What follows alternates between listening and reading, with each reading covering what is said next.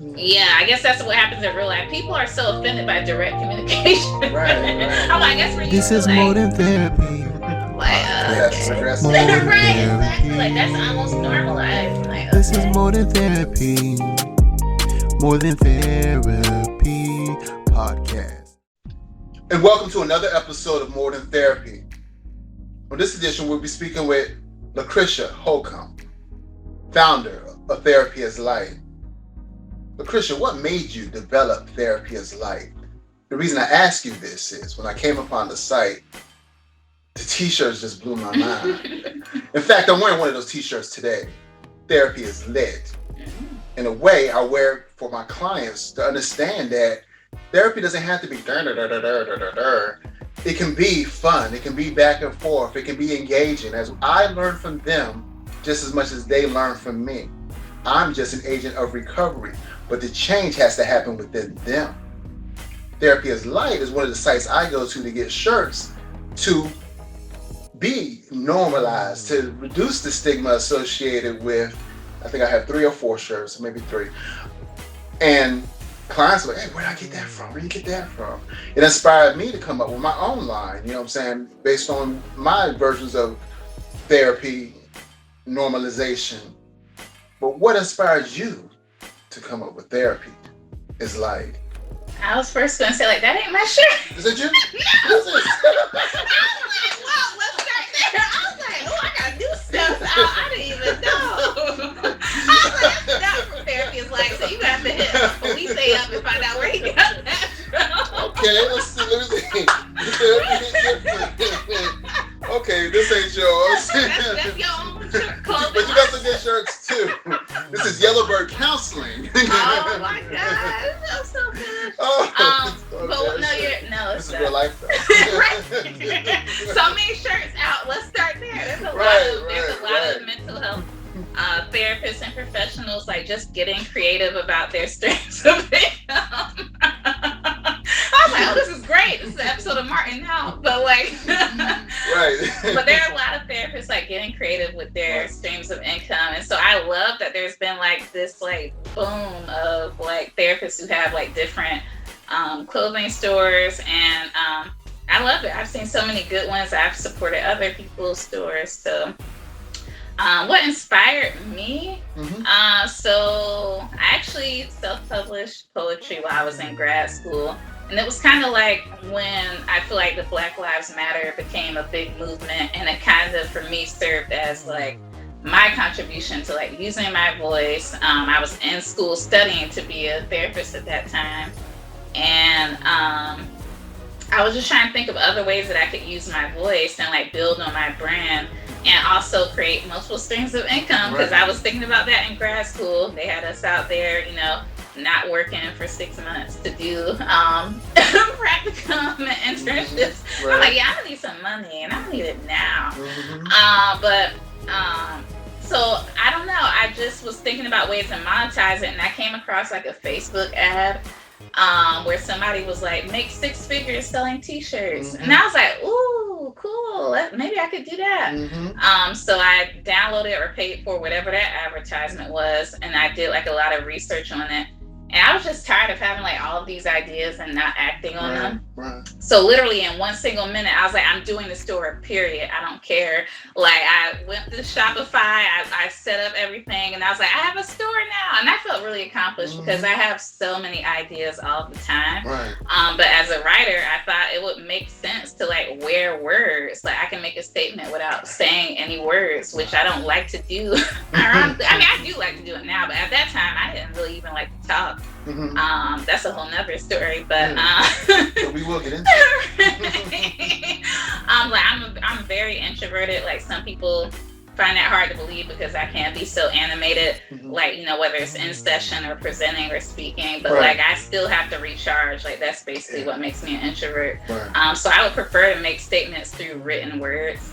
And so that's why that's how the brand grew. I created the Instagram page for it, and I kind of wanted it to be like for lack of a better word, like BET, but only for mental health. And so I was like, what's going on in Black culture? Like, how can I connect the arts to this, and like music and TV and film? And so I started making my own graphics. I was doing everything do it yourself because I'm struggling. I just got out of school and all that. And yeah, so I would like, whatever I saw going on in the media, I was like, how can I connect this to mental health to make it like relevant for people, or to make them care about it and like see how it's connected to everything. So it really just built from there, and it went from, you know, quotes to just, you know, talking about different celebrities or artists and what they were doing. Honestly, I was behind the scene for most part of like it's been about 3 years now. So for like 2 years, I wouldn't even really show my face on the page at all. It was really just like quotes and information. And so then the pandemic happened, and we was all stuck in the house and in the house board. And I don't know, somehow I started becoming one of those people who make reels. And I don't know. I think at that point, you know, we were just in the house, and that my creativity took a different turn.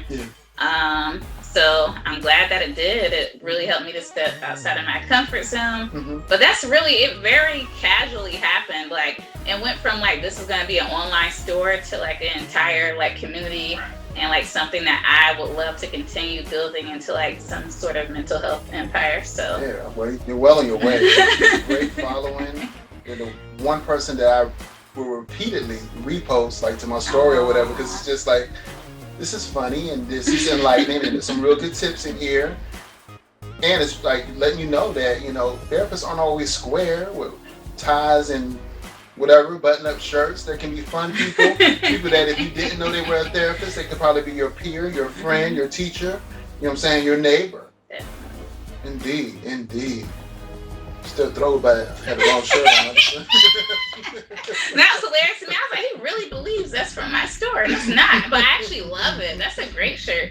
Therapy hit different. It really do. Like, it really just does. Especially now that, you know, we're more present around, and Black people are more present in the mental health circle, to let our people know that it's okay, as many of our communities don't embrace mental health. I remember when I was young and I needed mental health help, I think I went to one session just to make sure, you know, he's not going to kill himself. And then my mom was just like, what does that person look like telling you anything about us? You know what I'm saying? Because we're not from this country, we're from Haiti. And just letting people know that it's okay to be not okay.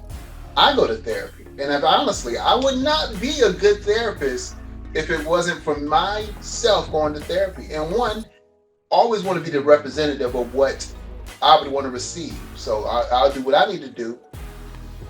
I'm going to eat my food and eat the way I'm supposed to eat it. I'm going to go to the gym and exercise like I'm supposed to go to the gym. I'm lying.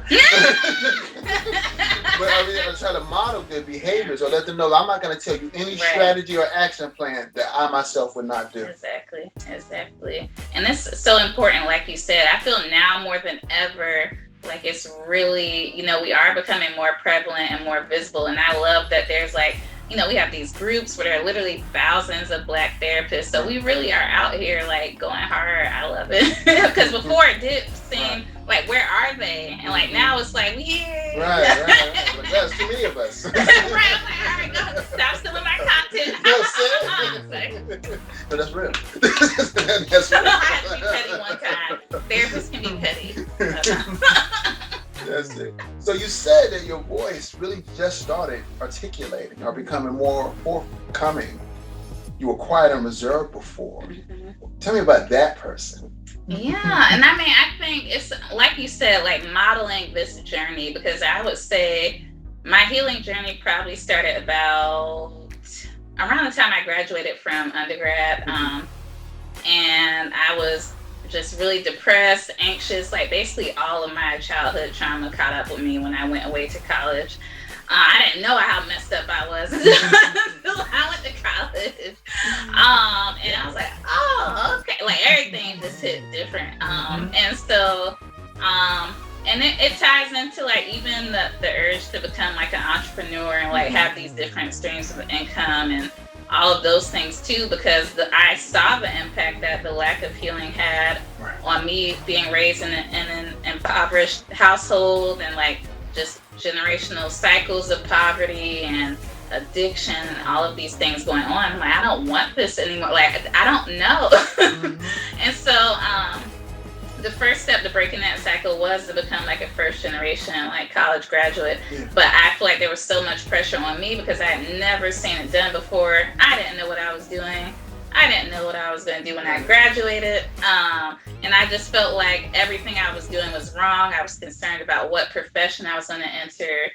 So I became a teacher first, and that experience kind of ushered in my interest in like psychology and being a counselor, even though I loved all subjects. So that's why I struggled to even pick a major. I actually majored in English and minor in sociology because I wanted to be like a writer or a professor, you know, cute behind the scenes, like, you know, making words do cool things. Right. Nobody got to see me unless I'm a professor, but I wanted to be a writer. And of course, I think that's one of the things that people tell you too, like, there ain't no money in that. There's a 1 in a million chance that, you know, you'll get a good deal. Like, people don't encourage you really to be a writer. Right. But I was just like, that's who I am. Like, that's the only thing I want to do. Like, I love reading. I love writing. That's really all I knew about myself.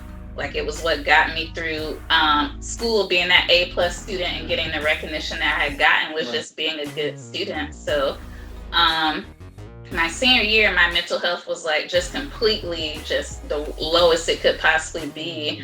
And part of that was like taking that step out into adulting and not really feeling like I knew what I was doing. I'm like, teachers aren't rich. Like, why am I? But I didn't know what else to do with my degree. So I did that for a semester. And I developed this great bond with my students, and they would want to talk to me before and after class. And I was like, what job is that? Where like people talk to you one-on-one. And also because I was consulting a career counselor who happened to be a Black man at that time, because I was like, I don't know if I want to be a teacher. Because even that experience was triggering of like childhood trauma, like seeing the condition of students coming to school, seeing the systemic oppression and the school to prison pipeline, like, you know, just seeing it happen. And I was like, this is so bad for my mental health right now. Such a similar journey. I totally can relate. Yeah, and so I spoke with a career counselor because I felt so bad. Like, it's such an honorable profession, and I was good at it, but I didn't want to do it, and I didn't feel like I had the capacity to continue it. So it was almost like back to square one, even though I just graduated. And then in a roundabout way, my interest in psychology began because I was like, I have to heal myself. Like, so I couldn't afford a therapist at the time. So I just started doing a lot of reading and things like that.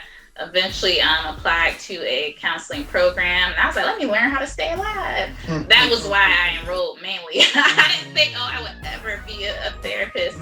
I really just want to learn how do they make people want to stay alive. Because at that point, I had, I didn't really, it was still taboo. Like, you didn't hear Black people openly talking about going to therapy or a psychiatrist. And of course, anybody I told about it, like in my family, was like, you're crazy. Like, they didn't understand it. And I was like, well, y'all aren't in positions that I want to be in, so maybe you should try.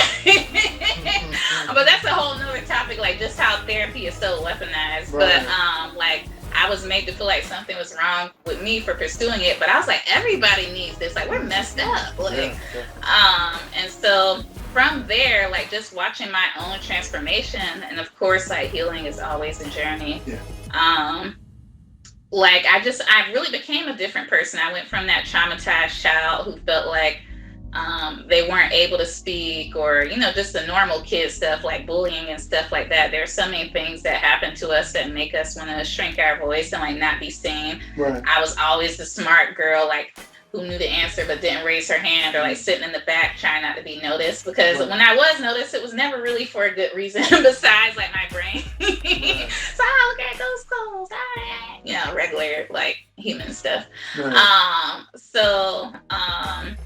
Just me going through the process myself and be like, this is helpful. Like, and the more I learned, and just seeing that it was something that could be effective, whether you took the traditional therapy route or not, because for me, it was basically bibliotherapy. Like, I never had enough money to be in therapy the way I needed to be in therapy. But through the process of learning how to help people, I healed, like, doing that. So I love it. I became a somebody who was like really useful to people, because I would self-disclose like when appropriate. Like, I've been depressed before. Like, I'm not just telling you something I read in a book. Like I know what you feel like, and like I was really able to build rapport and create a safe space for people that way. So yeah, that's basically how all of that connects. Yeah, indeed.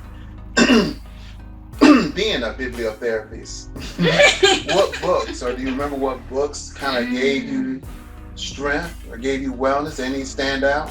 See, so this is where I get more untraditional, but it kind of connects to like what therapy is like for me, it was the arts. Okay. So I can't even say like, oh, this psychology book. It was a combination of like, you know, maybe like actual textbooks that were assigned in class that I can't remember the name of at all. But in addition to that, like poetry, like pleasure reading, because I view like all forms of people telling their story as liberating, because that's what gave me the bravery to like, you know, tell my story and like not be ashamed about it. And I laugh because I'm thinking about what was the most like healing book that I've ever read. It was Harry Potter. Like I'm a Harry Potter nerd. And so like just seeing Harry escape and go to he was living with the Dursleys, and like, you know, Hagrid came and like told him he was a wizard, and he got to go away to school and like had a whole different life. Like that's what inspired me to want to go to college, besides like my peers talking about it and I'm like, what's that? So I really believe like through my education, like there's something better. Like and that just has so many like life lessons and all kinds of things in there too. And so I just applied that, you know, like literal magic, black girl magic, same thing. so like that was like, honestly, I can't think of one book besides like, you know, anything by Maya Angelou, like any poetry, music therapy as well. So many artists, Jill Scott, just like those things are what got me through when therapy wasn't in the traditional way, like wasn't accessible to me. So that's what I would attribute to, in combination with, you know, learning the actual science of like, oh, this is how the brain works. And that's what this theory applies to, like, you know, adverse childhood experiences, like learning that language, like it validated me. And I was like, this is real. Like there's so many layers to this. So that was super helpful. Indeed. Addiction counseling. What made you pursue the addictions track? People go to it for different reasons. More of us because of either our parents or somebody in our bloodline or ourselves. As many people go into the counseling field because they're actually trying to fix themselves. I'm still in the process of fixing myself. But what brought you into the addictions track? Is this something you think you'll continue to do? So I love that question, because like what's so funny to me is like we make up these grand stories of like why we do it, and like I can think about job interviews and things like why I do it. But the real is like at that time, so my degree is in clinical mental health counseling and addictions counseling. And so literally I was so broke when I graduated that the LCAS was the easier option to pursue. So I went for that one because we didn't have no money. And I couldn't even afford to take the test or apply for whatever for my mental health license. So like by default, but I do believe like God works in mysterious ways and like everything happens for a reason. By default, I started with the addictions counseling. And then when I really thought about my life story, I was like, this makes sense. And like interacting with the clients, I was like, I see what you did there. Like, this makes sense. Because honestly, I struggled mostly with anxiety and depression. Like, of course, I can connect that for me, like to like eating addiction or, you know, just all kinds of underlying things. But I didn't ever have like a addiction issue besides to like food, but we're in America, that's normalized. But I did have things I needed to work on that front, and I was a problem drinker. So I wasn't an alcoholic, which alcoholism runs in my family. But when I drank, it was a problem because I would drink to excess or just mimic behaviors that I had seen from people, you know, figures in my life growing up that were super maladaptive.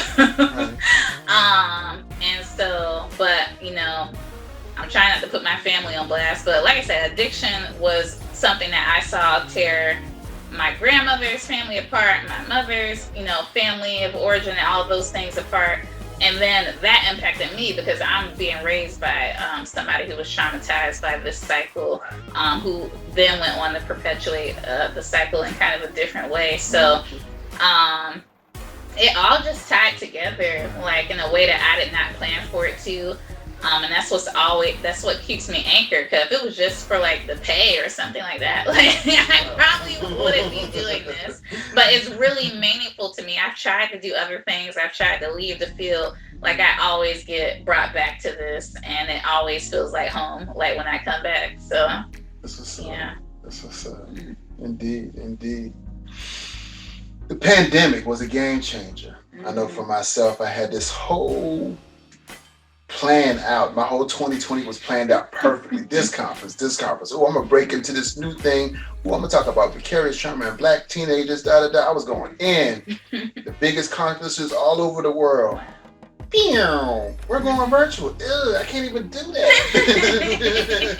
I miss conferences so much. I really do. It's nothing like being around a bunch of other healers. Right. I remember, the way you moved before the pandemic, and then I seen, wow, she's really on some other shit after the pandemic. What did the pandemic, how did it impact you? How is it impacting you as we're still in it pretty much? I know, right? We're still going through it. I mean, for lack of a better word, it really is just YOLO. Like, it's been so traumatizing. For me, it added extra motivation to like change my lifestyle because I did feel vulnerable. Like, towards the beginning of it, I was like a little bit more overweight. I was very stressed out, and honestly in my career experiencing burnout because I wasn't taking care of myself. I was not doing like what I preach to clients. Right. I wasn't journaling, I wasn't eating healthy, I wasn't working out, I wasn't in therapy myself. Like I was burning out. So the fear, I had started eating clean like a little bit before then, but I really like got it together and was like, I need to naturally like just take care of my body better because clearly like this thing is wild and like there's no telling what could happen. And I've always been a little bit of a hypochondriac, like I've always. So I'm like, no, I can't. No, absolutely not. So whatever I felt like I could control in regards to that, it impacted me health-wise to like just be better holistically. I spent most of the pandemic, I would say, like by myself. So it was like very forced solitude, and like even when I was around people, I felt like I was back by myself type of thing. And I realized I had never really been alone with myself before. Like and no point, like I wasn't really, I had strayed away from like doing my own work, so it provided a lot of time in solitude. And I really like honestly fell in love with myself. I can say like during the pandemic, like that's when it happened. Because I was with myself all of the time. Like it's me and you again and Zoom. So like I did start to just do better self-care routine things. Really go through my own like I guess baggage or things I had swept under the rug that I was so busy with work and all of these things before, but it kind of just, brought everything to a screeching halt. Like, you don't know what could happen like tomorrow. Like, what is it that you still need to do or experience? Like, stop waiting for that time. Like, it's not promised to us. And we hear it all the time, but like, it really struck home. Like, it's not promised to us. Like, it, at points it felt like the world is over. So I'm like, what can I control and still do? Like, what is there to be afraid of besides death? Like, so anything else is light work compared to that. So, half like just wanting entertainment, honestly probably just wanting to connect with other people. It was like social media became the biggest and best way. Like everybody's online.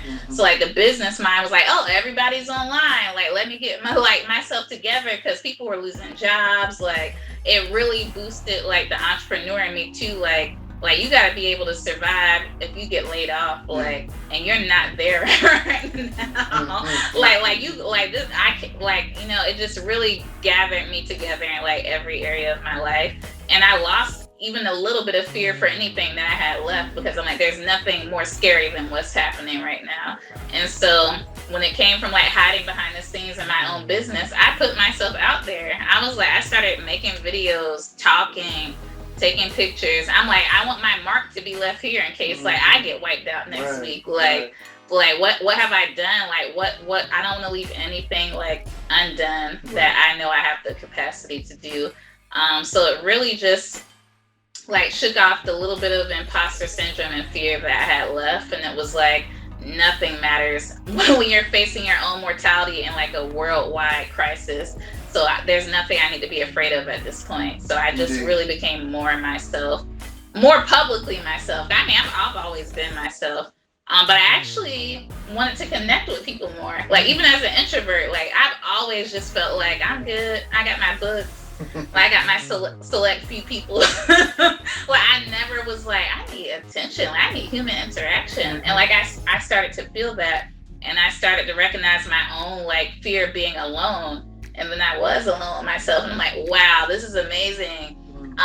Like just unpacking and like really enjoying my own company. But then at the same time, seeing the point of interacting with other humans. And so I used social media to the fullest, and it really kept me going. So, yeah. It seems like you really, really fell in love with yourself. Mm-hmm. I really did. I'm like, I already like had to have some sort of like confidence to like survive what I survived. But it was like, I was with myself, like only me for the most part of a year. And like, I don't know, everything else just didn't matter. I was like, I like the person that I'm alone with. Like, so it really changed everything. Yeah. Like I started treating myself better. And it's cliche to hear like, oh, give yourself the love you deserve. I am a big proponent of sometimes when we're at our lowest, it does help to have other supports there to love you. But I really had to become like the love that I was wanting from some other source. Besides, you know, God, I was like, who do I have on earth who cares about me? And it was like, me. Like we still here. Like, and I was like, wow, I really like this girl. Like she a real one. She holding it down. That's what I see. I see. Yeah. Let's see. Your dance moves are impeccable. Oh, really? Have you always been a great choreographer? That tickles me so much because honestly, you know what? I actually had heard that before, but usually it was in the context of like literally at a party, and like for whatever reason, people didn't really expect that. Right. So I jokingly call myself like Michelle Obama's twerk translator because I could do like corporate or professional or code switch or whatever so well. Right. Like I think people expect me just by looking at me to probably be like just very professional and reserved. Which, like I said, at one point I was like shy, but I've always had like a really big personality. I only let a select few people see it. So I just felt more comfortable in my own skin, and I love dancing. I mean, and I think the real thing, when it first started out, everybody was doing the pointing thing. Like, and I was like, and I literally made like a parody of that. I was like, oh yeah. And so, I don't know, like somebody started dancing at some point, but it was like kind of all this Generation Z, like really complex like stuff. And I was like, I'm not doing that. And so I really started dancing for real, like how I dance, like at a party or by myself, like how I moved to songs, and it became a really artful thing. Because I saw people responding well to it, and I like just started off like just playing around. So, and you know what? I don't want to get too much into it, but I did basically experience somebody like trying to swipe my content, and I've always been a person, for some reason, like I don't even want to call it revenge, but like somebody playing with me like motivates me so much, or like feeling like somebody's sleeping on me or counting me out. And so what I heard God say on it was like, and I've read things about it before, like if you don't do what I assigned you to do, somebody else gonna do it. And I'm like, you ain't having my purpose. like now this is what was assigned to me. And so almost like a you got served dance battle ensued, where I eliminated that competition. No,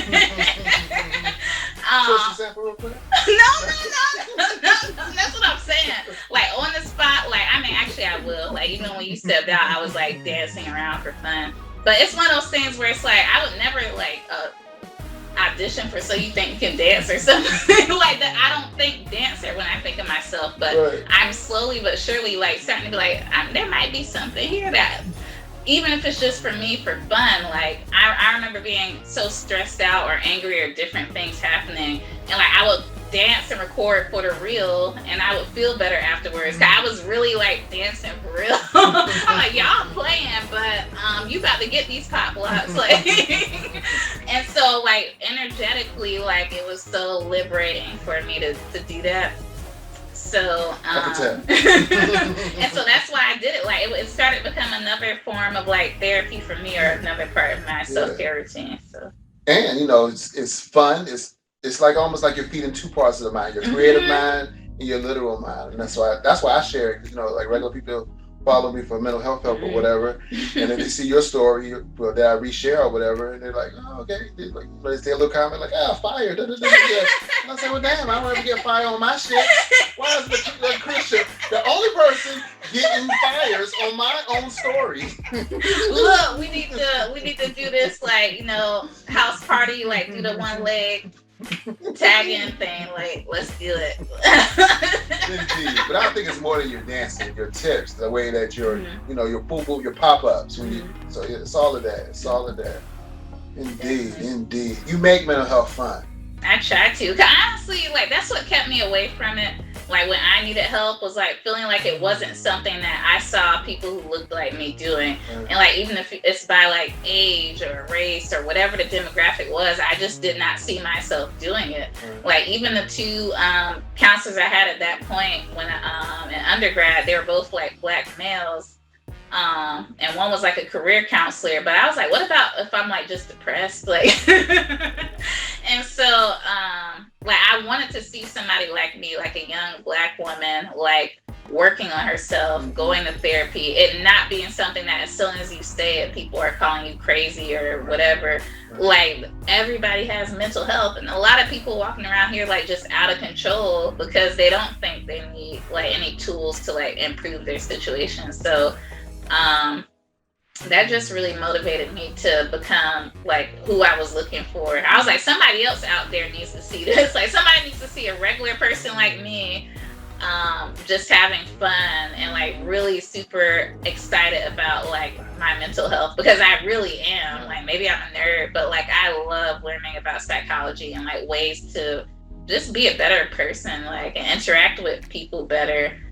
Even those who haven't done their healing work, like it's helping me, like with my empathy, with my compassion, and I'm still a work in progress. I don't want to hear about who I cussed out, like that was last week, no, but sorry. Like I'm still a work in progress, and I still have a full life outside of being a therapist. But healing is a part of my identity, and like raising mental health awareness and just self-improvement is a part of my identity. I always want to be personally developing and hopefully inspiring somebody else to do that too by being an imperfect person. Like I'm bored with these perfect therapists who got all the answers and like are just so perfect but like gaslighting you behind the scenes. I'm good. I'ma just speak to you like how I speak to you and like be who I really am. And some gonna love it and some are not gonna love it. I don't concern myself with people who don't know me personally having personal opinions about what I do. So I love it, and I get so much positive feedback to the point that it really did become bigger than me, but also tied to my purpose to like know that somebody needs to see that somebody like me could be a therapist too. So like if that's the type of person you need to talk to, and even if I'm not, like I've had people who did not come to me personally still like inform me like you're the reason I went to therapy. So just making it fun, like look, all of us about to eat because like people don't want to go to therapy. Like they feel like it's something normal and not as taboo. So I feel like my mission is accomplished when I get those messages. And you're doing it well. Shout out to Cool J. Honestly, yeah, for real though, because especially like these people coming up, you make it normal, you make it fun, you make it be like, you know what, I'm gonna go to therapy just because of that real. Like what? Because of that Harlem Shake, it changed my life. It wasn't that your mama cuss you out every day and you want to commit suicide? No, that girl, she just makes it look like I can talk to her. Okay, whatever works. Exactly, like whatever works. If that, little good, I'm glad that spoke to your soul. Go. Next chapter, what's next? So Honestly, I've never really, like, even to this day, like, not until like 2 weeks ago, maybe, or actually in reality, like 2 months ago, did I even seriously think about my career as a therapist. Like, it's always been my practical job choice, no matter how good I've been at it, because I still want to be a writer. Like, I did not grow up. Both, right? Yeah, I can. Now I know I can do both. But it's still like, even if I had to rank it, being a therapist is not number one, but I know that that's naturally what happens when I'm writing anyways. So like, being a healer is just like who I am. So I actually started taking being a therapist more seriously, like really doing the research of like, how do I run a private practice? Like, what other credentials can I get? Like, I had more pride in my profession because I saw that there was a need for somebody like me to have that information. Because somebody not like me might not reach who's assigned to my purpose. They're not gonna watch that video of another person talking. Cause everybody talking. Right. That's you speaking. And everybody's swiping the same information, and not even swiping. I'm using that because as an artist, I've been swiped from. But like, some of this information is commonplace, like mental health, like knowledge. So everybody is like saying the same thing, or like, you know, saying what we already know who are therapists. It might be new to clients, but it might not be new. Like, people are regurgitating the same information. So it gets exciting for me to like find out new information or the latest research and be like, how can I remix this to like people know what this is? Because we already know, like, oh yeah, self-care, journal, you know, go exercise. Like, you know, we know those 5 tips, but what else is there to like mental health? So I really started getting excited about how can I be a conduit of like fresh information, or how can I say the same thing in a different way so that it hits different? Like, right. I definitely was inspired by that shirt. So that's what's up. Well, can you tell the good people, you know, how to reach you, how to find out more about your impact, and you know, any projects you got coming that they need to be on the lookout for? So you can find me at therapyislight.com. That's the main source I would go to. Therapyislight@gmail.com. You can find me on Instagram. That's my biggest platform right now. I've been playing around with the idea of a podcast for a while. Yeah, you should. But honestly, what I'm feeling now is I really want to create more publications. So I'm outlining things that are like scholarly, but I'm also outlining things that are creative. And I really want to continue to explore the arts more, outside of just like reels or things like that. Like, really create, like, you know, when the world is safe for in-person events, kind of over virtual, but I want to create in-person, like, artsy mental health events, and just continue to be as innovative as I can with making people excited about learning how their emotions work and how their mind works. Indeed. Well, thank you. It's been a pleasure. Thank you for the This is More Than Therapy. Be well, be great, and go to Therapy is Light, not only for product, but for information regarding wellness and recovery. It's lit.